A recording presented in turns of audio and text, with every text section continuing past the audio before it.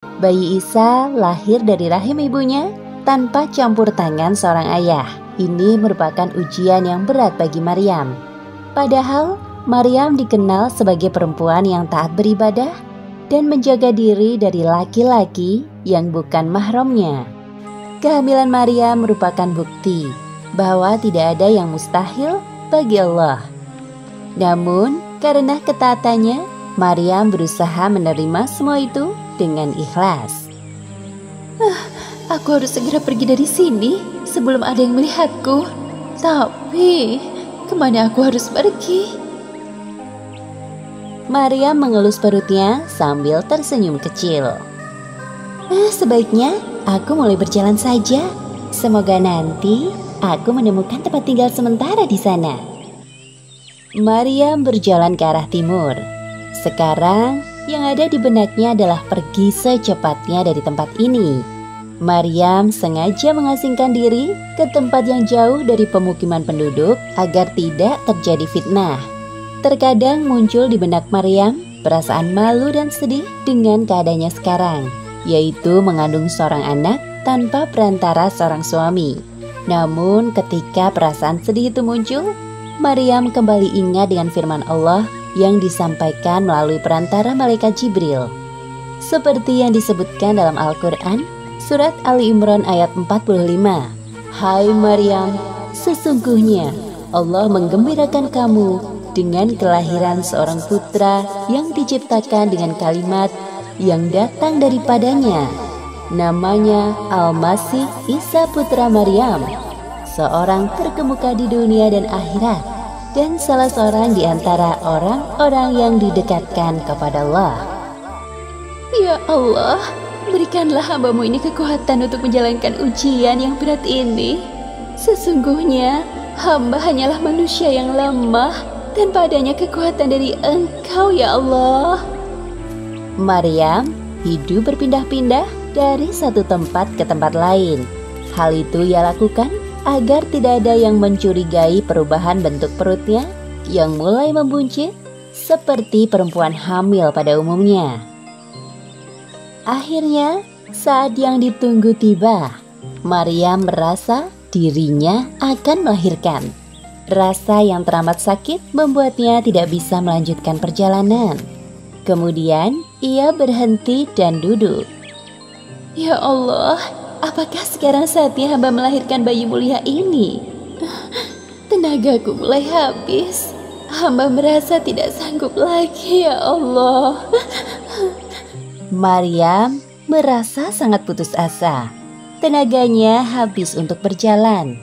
Ia merasa haus dan lapar. Namun Allah Subhanahu wa Ta'ala tidak akan membiarkan hambanya yang beriman dalam kesulitan. Apalagi Maryam sedang mengandung seorang calon nabi utusan Allah. Kemudian Allah menghibur Maryam melalui perantara malaikat Jibril. Seperti yang disebutkan dalam Al-Quran, surat Maryam ayat 24 hingga 26. Janganlah kamu bersedih hati. Sesungguhnya Tuhanmu telah menjadikan anak sungai di bawahmu, dan goyanglah pangkal pohon kurma itu ke arahmu. Niscaya pohon itu akan menggugurkan buah kurma yang masak kepadamu. Maka makan, minum dan bersenang hatilah kamu. Alhamdulillah ada air. Kemudian, Maryam menggoyangkan pangkal pohon kurma itu dengan sisa tenaga yang dimilikinya. Hal ini menunjukkan kuasa Allah. Walaupun usaha yang dilakukan Maryam terlihat mustahil dengan kondisinya sekarang, buah kurma banyak yang berjatuhan. Wah, Bismillahirrohmanirrohim. Setelah Maryam mengisi tenaga dengan makan buah kurma dan minum air secukupnya, tenaga sudah terisi. Wahai anakku Isa, aku sudah tidak sabar ingin melihat wajahmu. Sebentar lagi engkau akan lahir di dunia ini. Dengan penuh susah payah menahan sakit, diwarnai dengan cucuran peluh dan air mata, Maryam akhirnya melahirkan anaknya. Tampak seorang bayi mungil nan suci. Bayi laki-laki itu bernama Isa putra Maryam, sebuah nama yang diberikan oleh Allah. Nama Isa dinisbahkan kepada ibunya karena ia lahir tanpa perantara ayah. Alhamdulillahirabbil alamin. Akhirnya engkau lahir dengan selamat, Nak. Kemudian Allah Subhanahu wa taala memerintahkan Maryam untuk tidak berbicara dengan orang yang ditemuinya. Seperti yang disebutkan dalam lanjutan surat Maryam ayat 26. Jika kamu melihat seorang manusia, maka katakanlah, sesungguhnya aku telah bernazar berpuasa untuk Tuhan yang Maha Pemurah. Maka aku tidak akan berbicara dengan seorang manusia pun pada hari ini. Hal tersebut dilakukan untuk menghindari fitnah, karena keanehan yang terjadi pada Maryam tidak mudah diterima oleh akal manusia. Kemudian Maryam merawat bayi Isa dengan penuh kasih sayang. Tibalah waktu yang ditentukan. Maryam kembali kepada kaumnya membawa bayi Isa. Selama perjalanan, Maryam terus berdoa dalam hatinya agar Allah selalu melindungi mereka berdua. Karena kelak bayi suci yang berada dalam dekapannya itu akan menjadi nabi yang mulia di kalangan Bani Israel. Kisah ini diceritakan beberapa kali dalam Al-Quran. Salah satunya dalam surat Maryam ayat 27 hingga 35. Setelah melahirkan bayi Isa, akhirnya Maryam kembali ke tengah-tengah kaumnya di Palestina.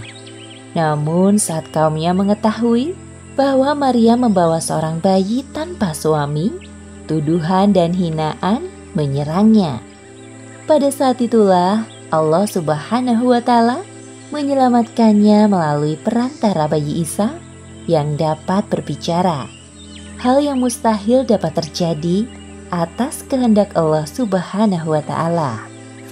Maryam menempuh perjalanan yang cukup jauh untuk sampai di kampung halamannya. Kedatangan Maryam bersama seorang bayi menimbulkan prasangka di kalangan Bani Israel. Ya Allah, kuatkanlah hamba dalam menghadapi ujian ini. Hamba berserah diri kepadamu. Kondisi Maryam yang sekarang telah berbeda membuat Bani Israel bertanya-tanya. Karena selama ini yang mereka tahu Maryam adalah seorang wanita yang sangat menjaga diri dari laki-laki bukan mahram. Kemudian mereka mencerca Maryam dengan berbagai pertanyaan. Wahai Maryam, sebenarnya engkau selama ini pergi kemana? Apa jangan-jangan engkau malu jika kami sampai mendengar tentang kehamilanmu? Apa? Maryam hamil? Orang-orang di sekitar yang mendengar percakapan tersebut juga penasaran dengan jawaban dari Maryam tentang asal-usul bayinya. Mereka yang tadinya tidak peduli mulai mendekati Maryam. Pantas saja dia menghilang cukup lama selama ini. Jika memang benar engkau hamil dan itu anakmu, lantas siapa ayah bayi itu? Namun tidak ada jawaban yang keluar dari mulut Maryam. Hal ini dilakukan Maryam atas perintah Allah Subhanahu wa taala. Hei Maryam, sesungguhnya kamu telah melakukan sesuatu yang amat mungkar. Mengapa engkau hanya diam saja, wahai Maryam? Jika memang benar itu bayimu, siapakah ayahnya? Jangan membuat kami menerka-nerka seperti ini. Bani Israel mulai terpancing emosi karena Maryam tidak menjawab pertanyaan mereka dan mulai menyindir Maryam. Padahal ayahmu sekali-kali bukanlah seorang yang jahat dan ibumu bukanlah seorang pezina. Maryam sangat sedih dan hancur mendengar tuduhan dari kaumnya. Apalagi orang tuanya juga ikut mereka hinakan. Padahal yang selama ini kaumnya tahu bahwa ia sangat menjaga kehormatannya. Namun Maryam mencoba untuk bersabar menghadapi ujian ini. Wahai Maryam, sebenarnya siapa laki-laki yang telah membuatmu seperti ini? Bagaimana kami akan berbicara dengan anak kecil yang masih dalam ayunan? Pada saat inilah Allah Subhanahu wa Ta'ala menunjukkan kuasanya melalui bayi Isa yang dapat berbicara layaknya orang dewasa. Seperti yang disebutkan dalam surat Ali Imran ayat 46. Dan dia berbicara dengan manusia dalam buayan. Dan ketika sudah dewasa, dan dia adalah salah seorang di antara orang-orang yang saleh. Sesungguhnya aku ini hamba Allah. Hah, dengar, bayi itu bicara. Dia memberikanku Alkitab atau Injil, dan dia menjadikan aku seorang nabi. Subhanallah. Jadi, engkau adalah seorang nabi utusan Allah? Ya Allah, Maha Suci Allah. Perhatian semua orang tertuju pada bayi dalam gendongan Maryam. Perkataan bayi Isa ini ditujukan untuk membersihkan nama baik ibunya dari tuduhan zina oleh kaumnya. Kemudian bayi Isa juga menjelaskan tentang tugas kerasulannya kelak. Dia, Allah, menjadikan aku seorang yang diberkati di mana saja aku berada. Dan dia memerintahkan kepada aku mendirikan sholat dan menunaikan zakat selama aku hidup. Dan berbakti kepada ibuku. Dan dia tidak menjadikan aku seorang yang sombong lagi celaka. Orang-orang yang menyaksikan kejadian tersebut merasa kagum dengan mukjizat bayi Isa yang dapat berbicara. Tuduhan mereka selama ini kepada Maryam sebagai perempuan pezina adalah tidak benar. Wahai Maryam, maafkan kami telah menuduhmu berbuat zina. Sungguh, kami termasuk golongan orang-orang yang menyesal. Maafkan perkataan kami yang telah menyakiti hatimu. Benar Maryam, maafkan kami. Akhirnya, orang-orang yang menghina Maryam sadar bahwa Maryam adalah perempuan yang mulia. Meskipun kehamilan Maryam terjadi atas kehendak Allah, bukan berarti bayi Isa adalah anak Allah. Seperti yang disebutkan dalam surat Maryam ayat 34 hingga 35. Itulah Isa putra Maryam yang mengatakan perkataan yang benar, yang mereka berbantah-bantahan tentang kebenarannya. Tidak layak bagi Allah mempunyai anak. Maha suci Dia. Apabila Dia telah menetapkan sesuatu, maka Dia hanya berkata kepadanya, jadilah, maka jadilah ia. Kisah ini disebutkan beberapa kali dalam Al-Quran. Di antaranya dalam surat Ali Imran ayat 48 hingga 52. Nabi Isa alaihi salam diutus Allah berdakwah kepada kaumnya untuk kembali ke ajaran tauhid, bahwa tidak ada Tuhan yang berhak disembah selain Allah. Pada masa ini, Bani Israel yang didominasi oleh bangsa Yahudi sangat menentang dakwah Nabi Isa. Walaupun Allah telah menganugerahkan mukjizat sebagai bukti kenabian Isa, pengikut beliau hanya sedikit. Nabi Isa hidup satu zaman dengan Nabi Yahya alaihi salam. Nabi Yahya adalah putra Nabi Zakaria. Nabi Yahya diutus lebih dahulu untuk berdakwah kepada Bani Israel, yang kemudian dilanjutkan oleh Nabi Isa.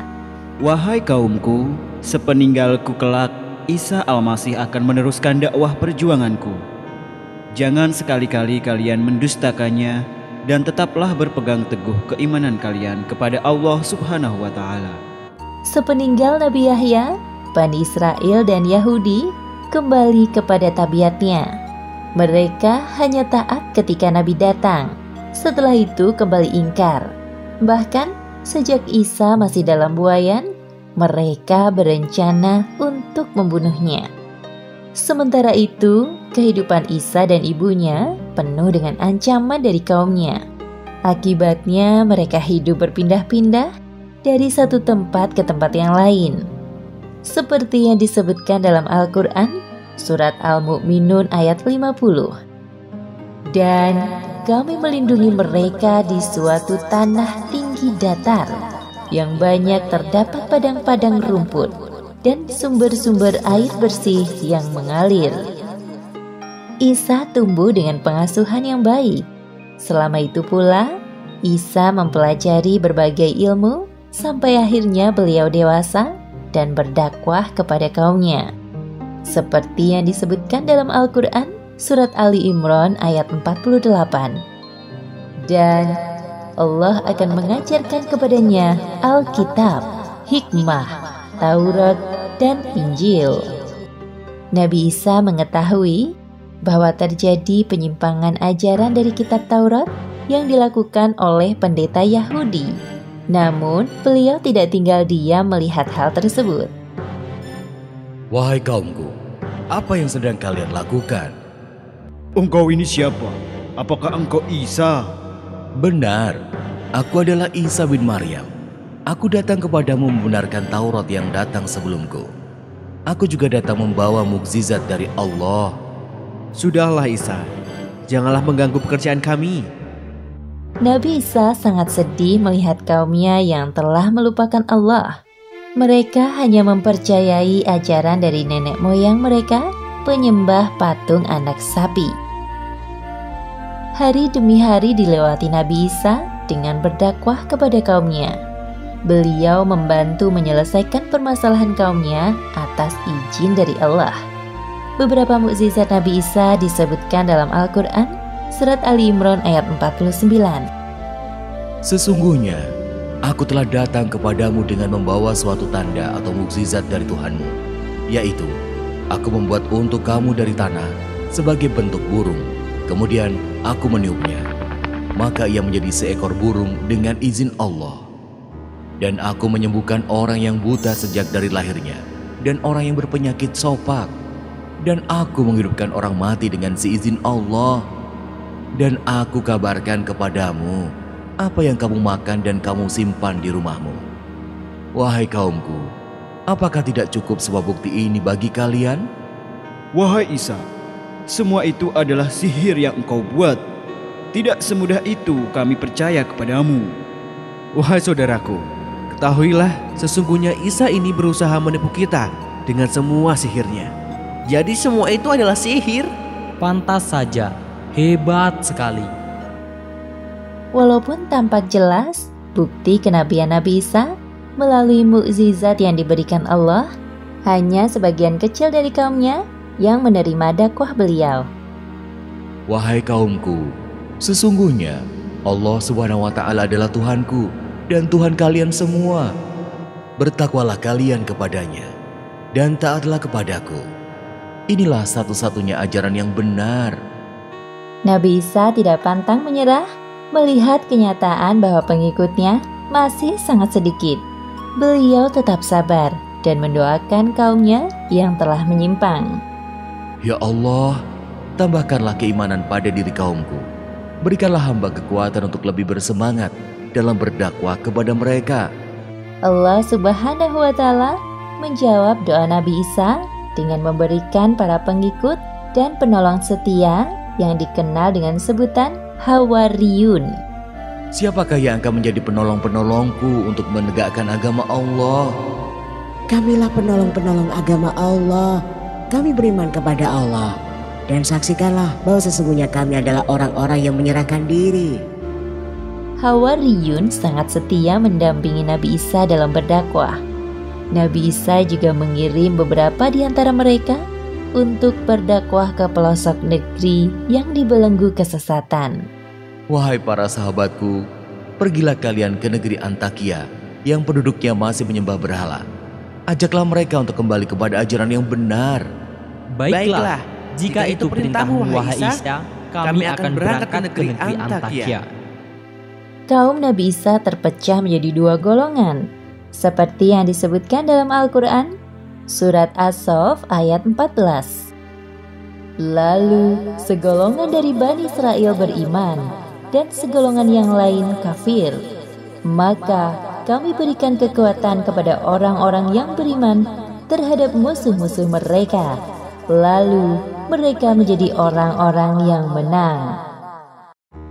Demikianlah akhir kisah masa dakwah dan bukti kenabian Isa alaihi salam. Kisah ini disebutkan beberapa kali dalam Al-Quran. Salah satunya pada surat An-Nisa ayat 157 hingga 159. Dakwah Nabi Isa alaihi salam kepada kaumnya berjalan baik.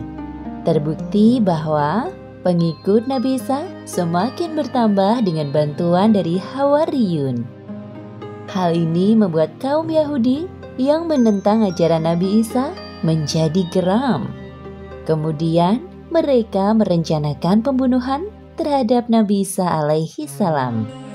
Nabi Isa alaihi salam berdakwah kepada kaumnya dengan dibantu oleh Hawariyun. Ketulusan dan keikhlasan mereka dalam membantu dakwah Nabi Isa sangat tinggi. Bahkan Allah Subhanahu wa Ta'ala menurunkan mukjizat kepada Nabi Isa atas permintaan Hawariyun. Wahai para sahabatku, terima kasih atas kesigapan kalian dalam membantu perjuangan dakwahku selama ini. Semoga Allah SWT membalas setiap kebaikan kalian menjadi berkali-kali lipat.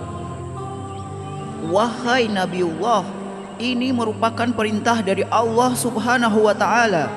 Lagi pula, kami merasa tersanjung ikut andil dalam perjuangan dakwahmu. Pada suatu hari dalam perjalanan, salah satu dari pengikut setia Nabi Isa merasa kelaparan. Mereka saling pandang dan tersenyum kecil. Percakapan antara Nabi Isa dan Hawariyun disebutkan dalam Al-Quran surat Al-Maidah ayat 112 hingga 114. Wahai Isa putra Maryam, sanggupkah Tuhanmu menurunkan hidangan dari langit kepada kami? Bertakwalah kepada Allah jika betul-betul kamu orang yang beriman. Kami ingin memakan hidangan itu, dan supaya tentram hati kami, dan supaya kami yakin bahwa kamu telah berkata benar kepada kami, dan kami menjadi orang-orang yang menyaksikan hidangan itu. Kemudian Nabi Isa berdoa kepada Allah Subhanahu wa Ta'ala agar memenuhi permintaan para pengikut setianya. Ya Tuhan kami, turunkanlah kiranya kepada kami suatu hidangan dari langit yang hari turunnya akan menjadi hari raya bagi kami, yaitu bagi orang-orang yang bersama kami dan yang datang sesudah kami, dan menjadi tanda bagi kekuasaan Engkau. Beri rezekilah kami, dan Engkaulah pemberi rezeki yang paling utama. Allah Subhanahu wa Ta'ala menjawab doa Nabi Isa seperti yang disebutkan dalam Al-Quran surat Al-Maidah ayat 115. Allah berfirman, sesungguhnya aku akan menurunkan hidangan itu kepadamu. Barang siapa yang kafir di antaramu sesudah turun hidangan itu, maka sesungguhnya aku akan menyiksanya dengan siksaan yang tidak pernah aku timpakan kepada seorang pun di antara umat manusia. Lain halnya dengan kaum Yahudi. Mereka sering meremehkan ayat-ayat Allah yang disampaikan oleh para nabi. Maka dari itu, keimanan sulit menancap dalam hati mereka. Maka, saat datang Nabi Isa menyampaikan ajaran kebenaran, mereka memusuhinya.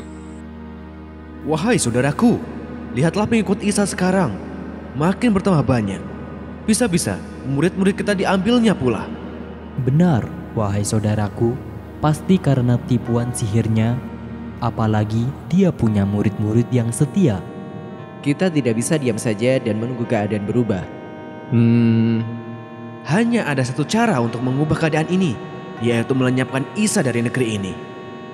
Nabi Isa alaihi salam selalu berdoa kepada Allah untuk menghadirkan keimanan di hati kaum Bani Israel dan Yahudi, semata-mata agar kaumnya mau kembali beriman kepada Allah Subhanahu wa Ta'ala.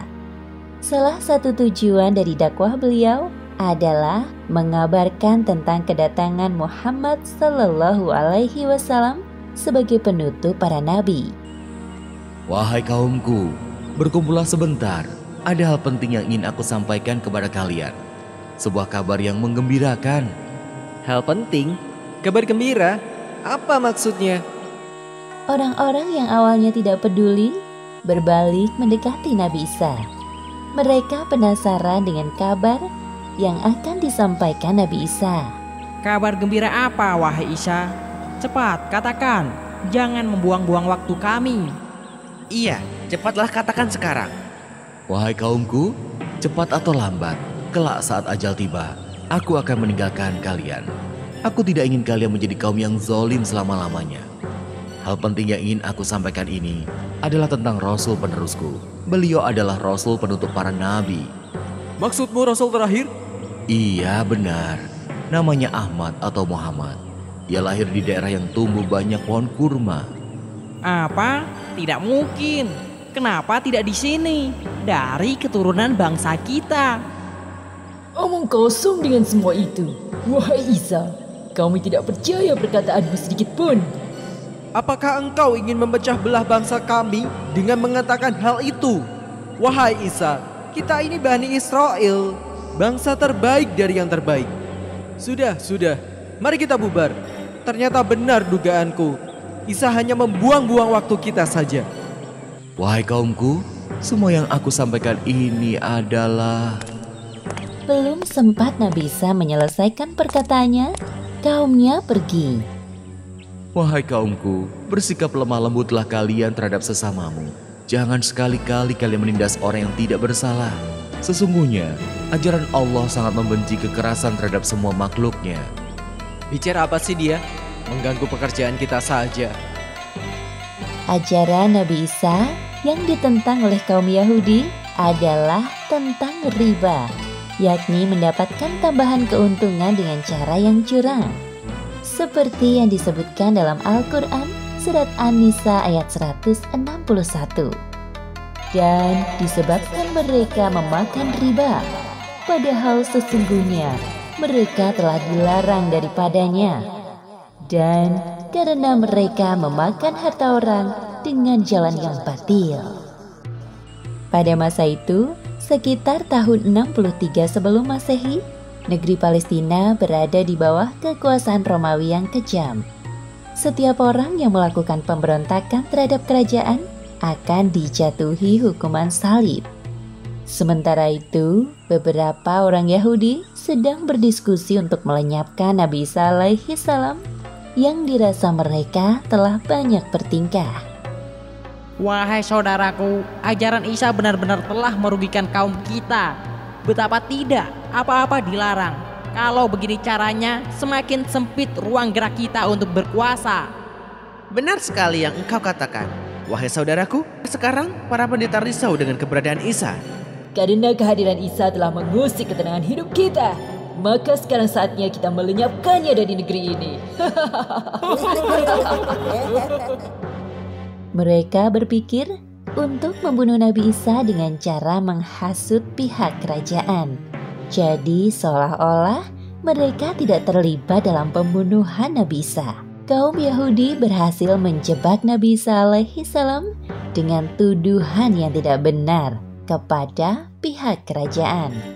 Alhasil, Nabi Isa dicari-cari oleh tentara Romawi. Wahai para tentara, tangkap Isa dan bawa ke hadapanku. Siap, laksanakan perintah. Sementara itu, Nabi Isa bersama Hawariyun telah bersembunyi ke tempat yang aman setelah mendengar kabar bahwa Nabi Isa menjadi buronan pihak kerajaan. Wahai rakyat Palestina, barang siapa di antara kalian yang mengetahui keberadaan Isa putra Maryam dan bersedia melaporkannya kepada kami, hadiah besar dari kerajaan menanti kalian. Namun sayangnya, ada salah satu pengikut Nabi Isa yang tergiur dengan hadiah sayembara tersebut. Ia berkhianat dan memberitahukan tempat persembunyian Nabi Isa kepada tentara Romawi. Sebelum tentara Romawi mendatangi tempat persembunyian Nabi Isa, Allah Subhanahu wa Ta'ala telah menyelamatkan Nabi Isa. Seperti yang disebutkan dalam Al-Quran, surat An-Nisa ayat 158. Tetapi yang sebenarnya Allah telah mengangkat Isa kepadanya. Wahai Isa, keluarlah dari persembunyianmu. Engkau telah terkepung. Engkau tidak bisa lari lagi dari kami.